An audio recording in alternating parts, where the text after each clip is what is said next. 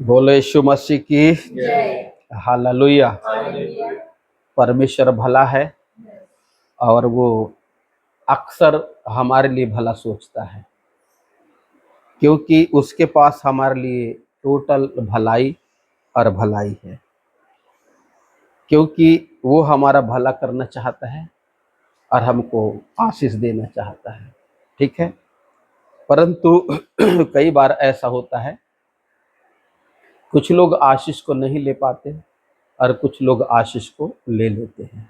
ठीक है, जबकि वो दोनों लोगों को देना चाहता है। जो लिया उसको भी देना चाहता है, जो नहीं लिया उसको भी देना चाहता है ना। पर जो नहीं लिया वो उसके वजह से नहीं लिया, ठीक है, और जो लिया वो खुद के वजह से लिया। इसलिए आज अपन एक वचन को देखते हैं, व्यवस्था विवरण 30 अध्याय हम सब लोग निकाल लें, है ना।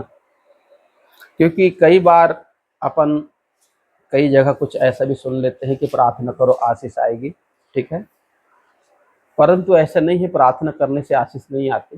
ठीक है, कई बार ऐसा भी होता है कि बाइबल पढ़ते रहो आशीष आएगी, तो ऐसा भी नहीं होता।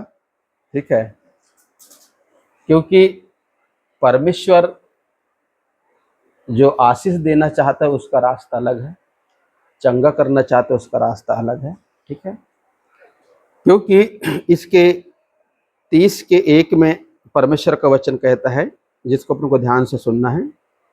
फिर जब आशीष और श्राप की ये सब बातें जो मैंने तुझको कहा सुनाई है तुम पर घटे, और तू उन सब जातियों के मध्य में रहकर जहां तेरा परमेश्वर यहोवा तुझको बरबस पहुंचाएगा, इन बातों को स्मरण करे। ठीक है बोले यीशु मसीह की हालेलुया। और ये जो वचन जो चल रहा है इजराइलों के बारे में चल रहा है। ठीक है, क्योंकि परमेश्वर उनको मिस्र देश से निकाल कर ला रहा है। ठीक है, तो उन्हीं के बारे में ये वचन को कह रहा है। ठीक है, परंतु ये वचन हम सबके लिए है। ठीक है, ये वचन हम सबके लिए है, क्योंकि परमेश्वर का ये जो वचन है उनके लिए था और अभी हमारे लिए नहीं है, ऐसा नहीं है। क्योंकि परमेश्वर का वचन हमेशा एक सा रहता है। ठीक है, जैसे कल था वैसे आज है और इसके बाद भी वैसे ही रहेगा। ठीक है, तो ये वचन हम सबके लिए है ना। हमको भी कई बार हम जो परमेश्वर के जो उपकार होते हैं उनको हम भूल जाते हैं। ठीक है, क्योंकि जिस परिस्थिति में हम थे और परमेश्वर ने हमको उस परिस्थिति से निकाला, ठीक है, तो हम उस वक्त तक उस परिस्थिति को याद रखते हैं, पर एक ऐसा भी समय आता है हम उस परिस्थिति को भूल जाते हैं। ठीक है, परंतु प्रभु यहाँ पर उनको इजराइल को भूलने के लिए नहीं बोलेगा, उनको याद रखने के लिए बोलेगा, और ये भी बोलेगा कि इसके बाद उन जनरेशन को भी बताना जो तुम्हारे थ्रू जो उत्पन्न होंगे।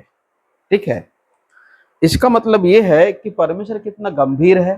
ठीक है, और परमेश्वर अपने वचन को कितना सीरियस तरीके से लेता है, परंतु हम जो है परमेश्वर के वचन के प्रति गंभीर नहीं होते और उसके वचन को सीरियस हम नहीं लेते। ठीक है, अगर हम भी उसी के जैसे सीरियस लेना शुरू करें जैसे परमेश्वर अपने वचन को लेता है, ठीक है, तो हमारे जीवन से दूसरों को दिखाई देगा। कैसी दिखाई देगा? आशीष दिखाई देगी, चंगाई दिखाई देगी, और सबसे बड़ी बात हमारे बुद्धि के काम लोगों को दिखाई देगा। ठीक है, तो प्रभु यीशु मसीह का वचन यहाँ पर इस बात को साबित करना चाहता है। ठीक है, दूसरा पद में लिखा अपनी संतान सहित अपने सारे मन और, ठीक है, और सारे प्राण से अपने परमेश्वर यहोवा की ओर फिर कर उसके पास लौट आए, और इन सब आज्ञाओं के अनुसार जो मैं आज तुझे सुनाता हूँ उसकी बात माने। अब आज मैं आपसे बताता हूँ कितने परिवार के लोग ऐसे हैं जो आप माता पिता प्रभु और आपके बच्चे भी हैं। ये वचन को ध्यान देना। कई बार हमारे जीवन की जो उन्नति और आशीष यहाँ रुक रही है, जहाँ पर वो अभी मैंने 2 पद को पढ़ा था। अब तुम पता नहीं कैसे पढ़े, तुमको समझ आया कि नहीं आया, ठीक है, क्योंकि 2 पद में उसने संतान की जिक्र किया है। ठीक है, कई बार हम क्या कहते हैं, अरे कोई बात नहीं ना, चलो अपन चलते हैं, अपन ने उसको प्रभु के हाथ में सौंपा है, प्रभु उसको लाएगा। प्रभु कभी किसी को नहीं लाता, ठीक है।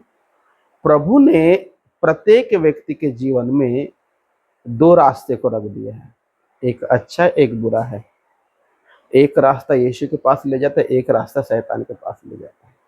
एक रास्ता स्वर्ग में लेके जाता है, एक रास्ता नरक में लेके जाता है, ठीक है। तो कहने का मतलब ये है कि अगर कोई व्यक्ति उस रास्ते में जा रहा है जिस रास्ते में परमेश्वर नहीं है, और आप उसको जानते हैं, तो आपका कर्तव्य क्या है? उसको जाने देना या उसको रोकना? वही तो कह रहा है परमेश्वर, क्या बोल रहा है ना? उसको रोकना, ठीक है, और उसको रोक कर बताना है कि ये जो रास्ता है परमेश्वर की ओर नहीं जाता, परंतु ये रास्ता परमेश्वर की ओर जाता है, ठीक है। जब ऐसा करके आप जब उसको रोक कर उसको बताते हैं, ठीक है, तो एक बात याद रहे, आप एक आत्मा को नाश होने से बचाते हैं, और मसीह यीशु का विजन यही है कि आज के 2025 साल पहले वो इसलिए आया कि हम सब नाश की ओर जा रहे थे, हमको बचाने के लिए आया। उसका यही विजन है, वही दर्शन है, ठीक है। इसलिए अगर आपके घर में 4 लोग हैं, 4 मीन्स मतलब पति पत्नी और बच्चे, ठीक है। अब आपका भाई है तो वो आपका परिवार करने, क्योंकि उसका एक अलग परिवार होगा, ठीक है। पर इसका ये मतलब नहीं कि हम उसको मसीह यीशु के नाम को छुपाएं, ठीक है। हमको उसके नाम को उसको नहीं छुपाना, पर उसका नाम हमको उसको ही बताना है। अब वो आता है अच्छी बात है, नहीं आता अच्छी बात है, पर हमारा जो काम था हमने उसको कर दिया, ठीक है। तो कई बार ऐसा होता है कि कई विश्वासी, कभी कभी ऐसा होता है कि गरीब लोग को जाके बहुत सुसमाचार सुनाते हैं, पर अगर वही विश्वासी किसी अमीर के घर में काम करता है, उसको सुनाने से डरता है। बताओ, अंदाजा लगे, जबकि उसको उसको बताना चाहिए, उसको बताना चाहिए, ठीक है। क्योंकि उससे क्यों डरने का? क्योंकि हो सकता है परमेश्वर ने तुमको इसलिए वहां रखा कि तुम्हारे थ्रू प्रभु का वचन उसके तक जाए, ठीक है। तो प्रभु ने आपको, अगर आप यदि किसी अमीर के यहाँ काम कर रहे हो, तो प्रभु यीशु ने आपको वहां रखा है ताकि आप अपनी गवाही उसको वहां दे सकते हैं, ठीक है। क्योंकि परमेश्वर का विजन, क्योंकि यहाँ पर उसने जनरेशन की बात की, संतान की बात की। अभी आगे पढ़ूंगा, जब उसका 3 पद को पढ़ूंगा तो वहां पर वो बोल रहा है, वो उधर फोर्स कर रहा है परमेश्वर, ये सारी जिक्र अपने संतानों से करना कि परमेश्वर ने तुमको वहां से किस प्रकार का लाया, कैसे छुड़ाया, कैसे बंधुआई में थे, क्या समस्या था, क्या प्रॉब्लम था, क्या सताव था, क्या चीज तुमको तौल और नाप कर मिलता था। अपने मन से तुम खाना नहीं खा सकते थे, अपने मन से तुम आराम नहीं कर सकते थे, परंतु हर चीज की तुम्हारे लिए समय था, ठीक है। और वो समय इतना कम था कि तुम उस समय बराबर खाना नहीं खा सकते, ठीक है। तो परमेश्वर का वचन आज हमको इस वचन से ये सिखाना चाहता है कि जब हम परमेश्वर के वचन को, जो यीशु चाहता है, ठीक है, वैसा अगर हम करते हैं, क्योंकि वहां अपन जहां 30 पद पढ़े तो वहां पे मोटे अक्षर से लिखा है आशीष, ठीक है। तो आशीष इसको पढ़ने से नहीं मिलता, प्रार्थना करने से नहीं मिलता, बाइबल पढ़ने से नहीं मिलता, ठीक है। परंतु आशीष उस वक्त मिलता है जब इस काम को आप करना शुरू कर देते हो, है ना। जैसे तुम में से कोई भी जहां जहां तुम काम करते हो, ठीक है। अब किसी व्यक्ति के यहाँ तुम्हारी बातचीत हुई कि तुमने कहा कि नहीं मैं 10,000 लूंगा महीने का, उसने बोला ठीक है, तो 10,000 कल मिलेगा क्या? सिर्फ बात हुई है ना। पर 10,000 मिलने के लिए आपको 1 महीना उसका काम को करना पड़ेगा, उसका काम को करना पड़ेगा, तब अगले 1 तारीख को 10,000 मिलेगा। यही तो वचन हमको सिखा रहा है, यही सिखा रहा है, ऐसे करने के लिए बोल रहा है, ठीक है। जो वचन तुम्हारे पास आया है वो तुम तक अगर सीमित है, ठीक है, तो आप आशीष से वंचित हो, आपको आशीष नहीं मिलेगी। पर जो वचन तुम्हारे पास आया उसको अगर तुम दूसरे तक पहुंचा रहे हो तो आशीष आपके पास है, ठीक है। इसलिए प्रभु का जो वचन आपके पास आया है, तो आप तक सीमित रहने के लिए नहीं आया है। ठीक है, क्योंकि वचन कहता है कि राजा जब एक दूसरे देश को जा रहा था तो उसके 3 नौकर थे। ठीक है, तीनों नौकर को उसने अपने पास बुलाया, एक को 5 तोड़ा दिया, एक को 3 तोड़ा दिया, एक को 1 तोड़ा दिया। ठीक है, और चले गया। उसने ये नहीं बताया कि इसको करना क्या है। ठीक है, ये बिल्कुल नहीं बताया, है ना, पर वो चले गया। क्योंकि जिस दिन मैं यीशु में आया तो मुझको ये पता नहीं था कि ये बात मेरे को दूसरों को बताना है। ठीक है, पर जब यीशु में आकर, जब यीशु में मैं स्थिर हो गया, बाइबल पढ़ने लगा, वचन सुनने लगा, तब मुझे पता चल कि नहीं यार, ये वचन जो मेरे पास आया है, अरे इस वचन के थ्रू मैं चंगाई को पाया हूँ, इस वचन के थ्रू मैं आशीष को पाया हूँ।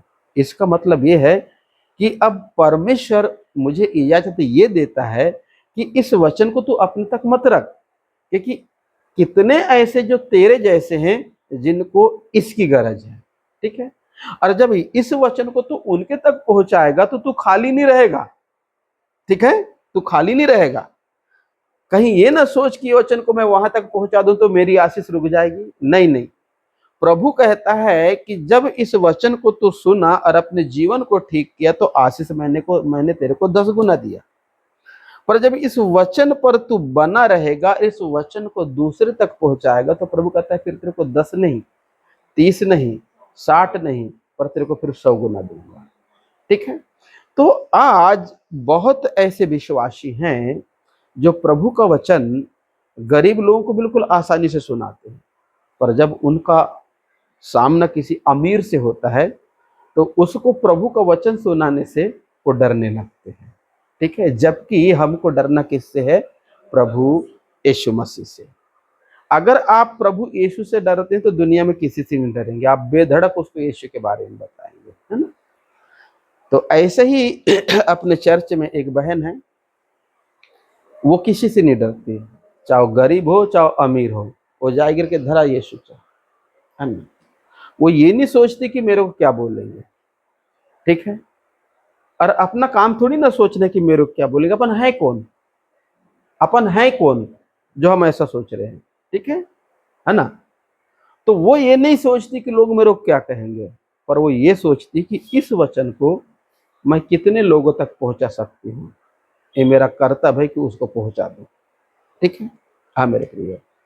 तो परमेश्वर का वचन हमको यहाँ ये सिखाना चाहता है कि जब राजा लौट कर आता है, ठीक है, तो उसके तीनों कर्मचारी राजा के पास आते हैं। ठीक है, जिसको 5 मिला था उसने उसको 10 दिया राजा को।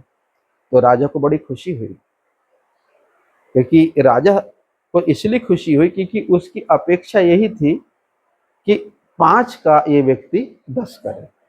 ठीक है, तो राजा ने उसको अपने पास में नहीं बैठाला, उसको शाबाशी नहीं दिया, पर अपने दाहिने हाथ को राजा ने उसे कंधे पर रखकर कहा, धन है तू मेरे दास, एक काम करे, 5 का 10 तू रख और जा 10 नगर में तू राज कर।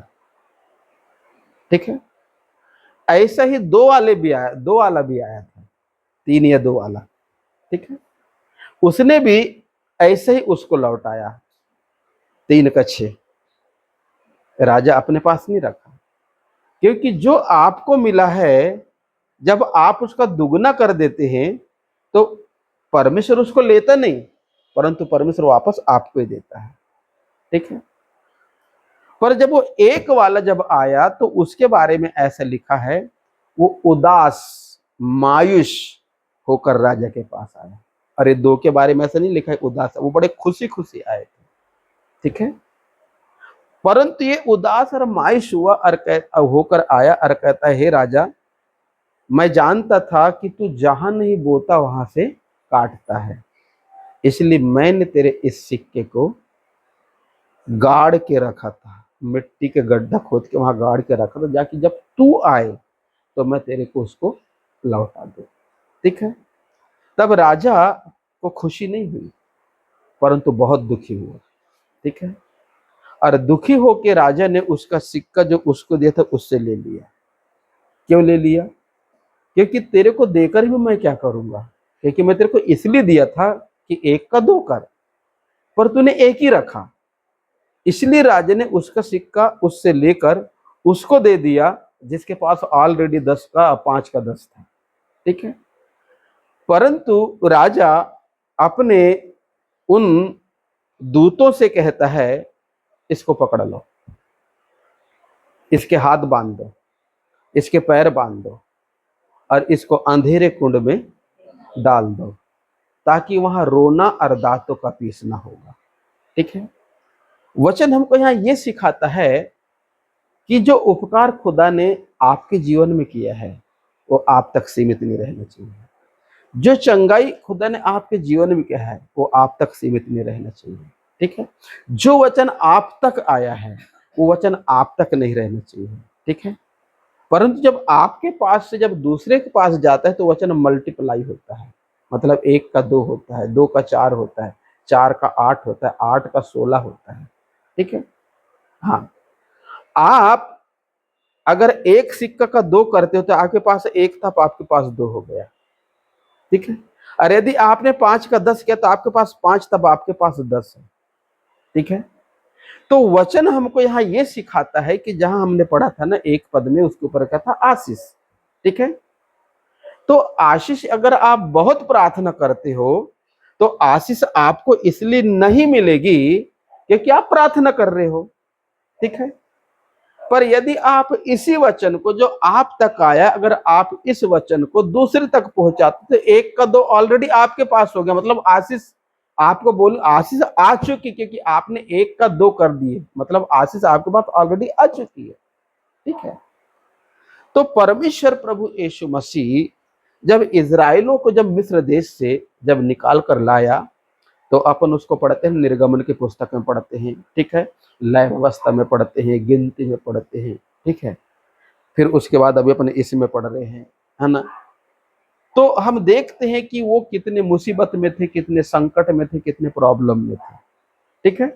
हाँ मेरे प्रिय, परंतु परमेश्वर ने जब उनको वहां से छुड़ाया और जब लाया, ठीक है, तो प्रभु यहाँ पर उनको ये बोल रहा है कि जो काम मैंने तुम्हारे साथ जो मिस्र में किया था उसको अपने तक सीमित मत करना, पर इसके बाद जो तुम्हारी जनरेशन जो बढ़ेगी उनको भी इस काम को उनको बताना, ठीक है, उनको भी बताना, है ना।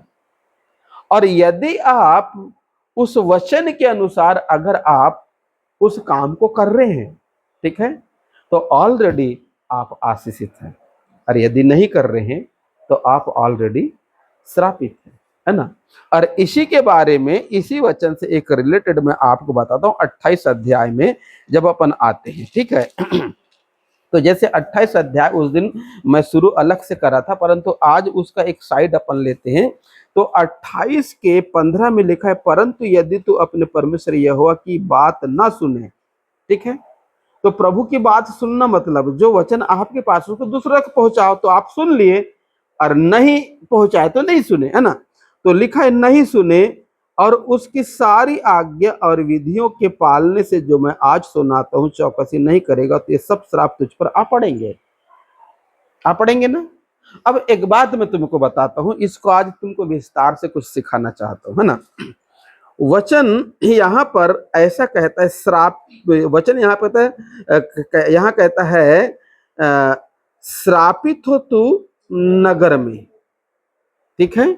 नगर मतलब हम जहां रहते हैं वहां श्रापित हो, ठीक है।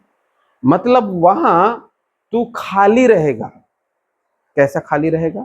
जेब भी खाली रहेगा, भंडार भी खाली रहेगा और मन भी खाली रहेगा। क्यों? क्योंकि श्रापित हो तू नगर में। तो अपन रहते कहाँ हैं? अरे अगर आप बोलते हैं नागपुर में, तो मैं नागपुर में कहाँ हूँ तुम्हारे को ढूंढने, तो तुम मेरे को बोलोगे हम कहाँ रहते हैं, गोपाल नगर में, तब मैं गोपाल नगर में। तो कहता है श्रापित हो तू नगर में, मतलब तू जिस नगर में रह रहा है उस नगर में तू श्रापित होगा, कारण कि तूने उसकी बात को। अब बताइए, ठीक है। फिर एक बार मैं तुमको बोलता हूं, प्रार्थना करने से आशीष नहीं मिलती। प्रार्थना का मतलब होता है हम उसके करीब जा रहे हैं, ठीक है। अब आप अगर मान लो आप अपने खेत के करीब चले गए तो क्या फसल लेके आ गए क्या? या आप अपने ऑफिस के करीब गए और फिर आ गए तो 1 तारीख को पेमेंट मिल जाएगा क्या? ये क्या बोल रहे हैं वचन, ठीक है। तो वचन कहता है श्रापित हो तू नगर में, मतलब जिस नगर में रहता है उस नगर में तू श्रापित हो, ठीक है। फिर उसके बाद में कहता है श्रापित हो तू खेत में। अब बहुत से विश्वासी कहेंगे यार ये वचन तो मेरे लिए नहीं है खेत वाला, है ना, क्योंकि हमारी खेत कहाँ है, खेत तो गांव में किसान लोगों की है, ठीक है। मैं आपको बोलता हूं आप सबके पास खेती है, ठीक है। आप जिस दुकान में काम करते हो आपका खेत है, आप जिस ऑफिस में काम करते हो आपका खेत है, क्योंकि जैसे किसान दिन भर खेत में काम करते हो वैसे आप ऑफिस में काम करते हो, जैसे लोग ऑफिस में दिन भर काम करते हो वैसे आप अपने जहाँ काम करते हो किसी के यहाँ भी जो भी काम करते हो वहां आप काम कर रहे हो ना, है ना। तो वचन कहता है श्रापित हो तू खेत में, मतलब तू जिस ऑफिस में काम कर रहा है वहां पे भी तू श्रापित होगा, जिसके यहाँ बर्तन घसने जा रहा है वहां पे भी तू श्रापित होगा, क्योंकि जहां बर्तन घसने जा रहा है वो तेरा खेत है, क्योंकि तू वहां काम कर तेरे को मजूरी मिलेगी, किसान खेत में काम करेगा फसल मिलेगा, एक व्यक्ति ऑफिस में काम करेगा फसल मिलेगा, ठीक है। तो हम जहां जहां जो हम काम करते हैं तो हमको फसल तो मिलता है ना। तो खेत मतलब हर एक व्यक्ति का एक खेत है, चाहे आपका ऑफिस हो चाहे आप किसी घर में काम कर रहे हो, ठीक है। हाँ मेरे प्रियो, तो कहते हैं श्रापित हो तू खेत में, कारण कि तूने मेरी नहीं सुना, ठीक है। फिर उसके बाद में और एक वचन कहता है वो कहता है श्रापित हो तेरी टोकरी और श्रापित हो तेरी कटौती, और सबसे गहरी बात बोल रहे श्रापित हो तेरी, हाँ, श्रापित हो तेरी संतान। अब श्रापित की परिभाषा क्या होना चाहिए, है ना, जब संतान श्रापित हो तेरी संतान, है ना। तो वचन कहता है कि मतलब श्रापित की परिभाषा फूल दूं क्या, सही तरीके से सुनना चाहते हो, बोले यीशु प्रभु की, है ना। श्रापित हो तेरी संतान तेरी बात को नहीं मानेंगे। क्यों नहीं मानेंगे, क्यों नहीं मानेंगे प्रभु मेरी बात को, प्रभु कहेगा तू मेरी बात को कितना मानता है।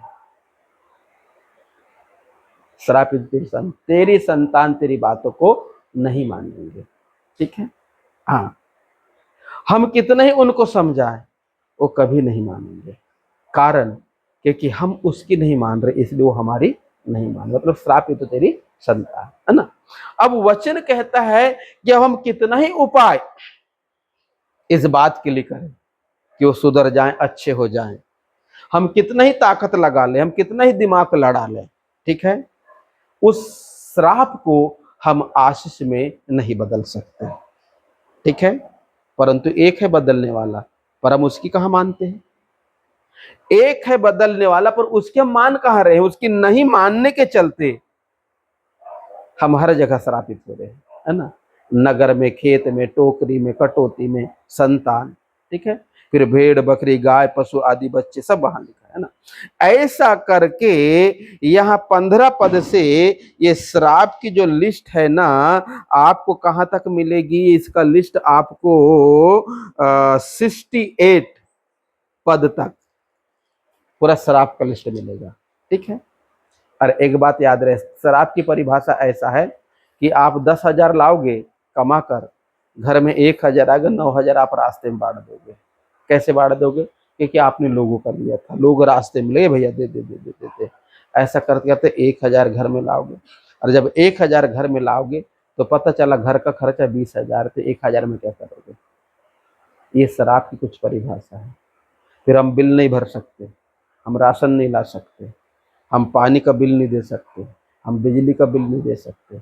इस प्रकार का श्राप हमको चारों ओर से इसलिए जकड़ के रखेगा, कारण कि हम परमेश्वर की बात को नहीं माने, क्योंकि परमेश्वर ने पहले यहाँ आशीष की बात किया है, ठीक है, पहले आशीष की बात किया है, ठीक है। यहाँ पर कहाँ पे 30 में, है ना, पहले, परंतु हमने उसकी सुने का, हमने उसकी माने का, ठीक है। प्रार्थना करना अगर आशीष हो जाती तो आज सैकड़ों विश्वासी झूठ बोल रहे हैं, उनके जीवन में आशीष दिखती, ठीक है। प्रार्थना करने से चंगाई मिल जाती, जब सैकड़ों विश्वासी प्रार्थना कर रहे हैं चंगाई कहाँ मिल रही है, ठीक है। क्योंकि वचन हमको यहाँ क्या सिखा रहा है ना। अब आप बोलो गधा और घोड़ा दोनों एक, ऐसे कैसे हो सकता है। प्रार्थना प्रार्थना के जगह में है, आज्ञा आज्ञा के जगह में है। ठीक है। अब प्रभु यीशु मसीह कहता है प्रार्थना करो पवित्र मत हो, ऐसा बोला है क्या? वो तो जब प्रार्थना करने बोलता तो पवित्र होने के लिए बोलता है, जब पवित्र होने के लिए बोलता है आज्ञा मानने के लिए बोलता है ना। और जब आज्ञा मानने के लिए बोलता है तो कहता है मेरे वचन के अनुसार ऐसा करने के लिए बोलता है ना? प्रभु यीशु मसीह जो जो इस वचन से बोलता है, जब वो हम करते हैं, तब ऑटोमेटिक हर एक दरवाजा जो बंद है, जहां श्राप था, उसी दरवाजे को खोल के प्रभु आशीष में बदलता है। ठीक है, जब हम वचन के अनुसार जीवन को जीना शुरू कर देते हैं। ठीक है, इसलिए आपको पता है सामुएल को कौन कौन जानते हो? कौन कौन जानते हो सामुएल को? हाथ ऐसा करो, सब लोग जानते हो। सामुएल के कितने बच्चे थे? कितने बेटे थे सामुएल के? जबकि सामुएल एक भविष्यवक्ता था, आई समझ बात। परंतु सामुएल के बाद में जब सामुएल चले गया तो कोई भविष्यवक्ता था, कोई दास था? कोई नहीं था। तो सामुएल की जगह उनके बेटे को क्यों नहीं मिली? क्योंकि उनके बेटे के बारे में पहला सामुएल लिखा, वो श्रापित थे। ठीक है, और चलो उस वचन को थोड़ा सा मैं निकाल भी लेता हूं, तो जिसके चलते अपने को वहां से और कुछ थोड़ा सा कुछ समझने को मिल जाएगा। ठीक है, तो पहला सामुएल को की अध्याय निकाल लो, और वहां से मैं अभी आपको बताना चाहता हूं, क्योंकि सामुएल एक देखो, सबसे पहला जो भविष्यवक्ता था वो सामुएल था। ठीक है, और वचन कहता है कि सामुएल के जगह में उसकी संतान को, उसके बच्चों को भविष्यवक्ता होना था। ठीक है, परंतु उसके बच्चे भविष्यवक्ता नहीं बन पाए। ठीक है, और एली को कौन कौन जानता है? एली को भी कोई नहीं जानता। हाँ, एली को कौन कौन जानता है? एली के जो बच्चे थे वो भी बाप के जगह में नहीं आए, और सामुएल के बच्चे भी बाप के जगह में नहीं आए। ठीक है, बोलो यीशु मसीह की हालेलुया। एक मिनट, हाँ, थोड़ा सा अपन उसको देख लेते हैं।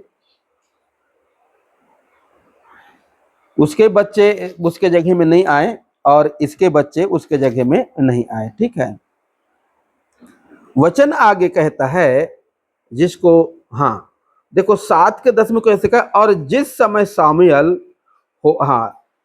होम बलि, जिस समय सामुएल होम बलि को चढ़ा रहा था, उस समय पलस्ती इजराइलों के संग युद्ध करने के लिए निकट आ गए।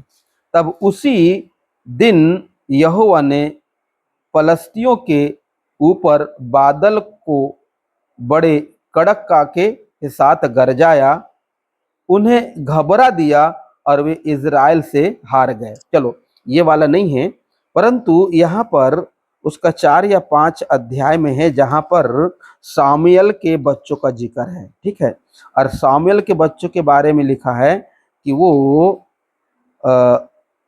गलत थे। 8वें अध्याय, सामुएल 8वां अध्याय में हम देखते हैं, सुनो 8वां अध्याय। हाँ, जब सामुएल बूढ़ा हुआ तब उसने अपने पुत्र को इजराइलों पर न्यायी ठहराया। उसके बेटे उसका जेठा पुत्र का नाम योएल और दूसरे का नाम अबिय्याह था। वे बेरसबा में न्याय करते थे, परंतु उसके पुत्र उसकी राह पर न चले, अर्थात लालच में आकर घूस लेते और न्याय बिगाड़ते थे। सुनो ध्यान से। हाँ, तब सब इजरायली वृद्ध इकट्ठे होकर रामा में सामुएल के पास जाकर उससे कहने लगे, सुन, तू तो बूढ़ा हो गया और तेरे पुत्र तेरी राह पर नहीं चलते। अब हम पर न्याय करने के लिए सब जातियों के रीति के अनुसार हमारे लिए एक राजा नियुक्त कर दे। अब एक बात बताओ, सामुएल सबसे पहला भविष्यवक्ता था। ठीक है, और सामुएल के जो बेटे थे, सामुएल के बाद उनका बेटा को उस पोजीशन में आना था ना, है ना, पर उसके बेटे सामुएल के जगह क्यों नहीं आए? क्या वो प्रार्थना नहीं करते थे? क्या प्रार्थना करते थे? ठीक है, वो प्रार्थना करते थे, वो वचन को भी पढ़ते थे, परंतु उनके बारे में जो लिखा है वो अलग लिखा है। वो लिखा है, उनके बारे में लिखा है, उसके बेटे क्या थे? हाँ, उसके राह पर न चले और घूस लेते थे, न्याय को क्या करते थे? तो वो प्रार्थना भी करते थे ना, पर वचन पर नहीं चले। अब देखो, वो प्रार्थना करते थे, ठीक है, पर उनकी प्रार्थना ऐसी थी, वो वचन को फॉलो नहीं करते थे, और जैसा जो सामुएल खुदा के वचन के अनुसार चलता था वैसा वो नहीं चलते थे, ठीक है। इसलिए इजराइलियों ने बोला कि अब तू बूढ़ा हो गया है, और जब तू इस दुनिया से चले जाएगा तो हमको एक तेरे जैसे एक व्यक्ति की जरूरत पड़ेगी, जो हमारा मार्गदर्शन करे, हमारी अगुवाई करे, हमको सही रास्ते में लेके जाए, है ना। पर तेरे जो बेटे हैं वो इस काबिल नहीं है, इसलिए एक काम कर, हमारे लिए ऐसा व्यक्ति को नियुक्त कर दे, ताकि वो हमारी देखरेख करे, हमारा मार्गदर्शन करे, ठीक है, हमारी अगुवाई करे। ऐसा करके उन्होंने सामुएल से एक व्यक्ति को मांगा, और व्यक्ति के रूप में उन्होंने एक राजा को मांगा, ठीक है। अब सोचो, अब जब राजा को उनने मांग लिए, ठीक है, तो अब ये जो इजराइल है राजा की कौन बन गई? प्रजा बन गई, ठीक है। अब इजराइल राजा के प्रजा बन गए, तो एक बात सोचो, राजा और इजराइल का रिश्ता क्या था? राजा और प्रजा, ठीक है। पर जब तक राजा नहीं था तब तक खुदा का दास सामुएल था, तो इजराइलों का सामुएल के साथ क्या रिश्ता था? राजा और प्रजा का था? नहीं, परंतु देखा जाए तो गुरु और चेला का था, या बाप या पुत्र का था, बेटा का था। आई समझ बात?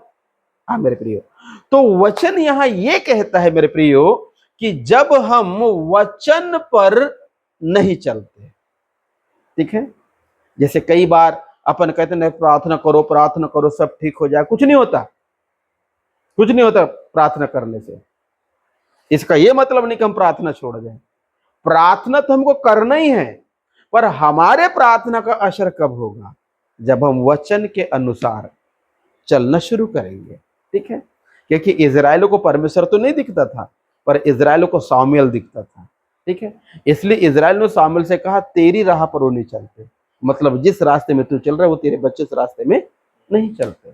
हाँ मेरे प्रिय, इसलिए हम उनको एक्सेप्ट नहीं करेंगे, वो हमारे किसी काम के नहीं, ठीक है। तो वचन हमको ये कहते हैं कि अगर हम प्रभु के वचन पर ना चलें तो हम प्रभु के काम के हैं क्या? अंदाजा लगाइए। तो आज कौन वचन पर चलता है? अपन बातें तो बड़ी बड़ी करते हैं, है ना, अरे मैं इतने दिन से प्रार्थना में जा रहा हूं, मेरे को चंगा